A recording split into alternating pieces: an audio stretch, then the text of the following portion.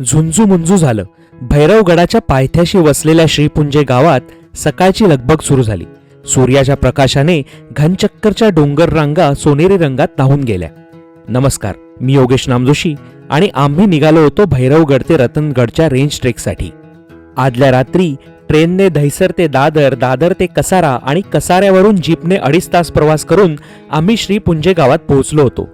पोटभर नाश्ता केला आणि गावातील एक सुंदर धबधबा बघायला आम्ही गेलो आणि मग छत्रपती शिवाजी महाराजांचे नाव घेऊन भैरवगडाकडे कूच केली. गावातील पायवाटेने गडाच्या प्रवेशद्वाराशी पोहोचलो आणि गड चढायला सुरुवात केली.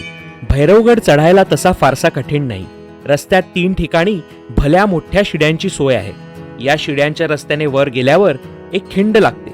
तिथेच बॅगा ठेवून आम्ही गडावर चढून गेलो. गडाच्या एका बाजूला दूरवर कळसुबाईचे शिखर दिसत होते, तर दुसरीकडे हरिश्चंद्रगड. गडावर भली मोठी पाण्याची टाका आहेत आणि काही चांगल्या स्थितीतल्या विरगळी सुद्धा आहेत.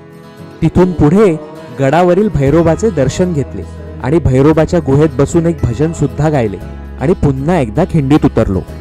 खिंडीच्या दुसऱ्या बाजूला असलेल्या शिडीने चढून आम्ही घनचक्कर म्हणजेच महाराष्ट्रातील 3ऱ्या क्रमांकावर असलेल्या शिखराकडे मोर्चा वळवला.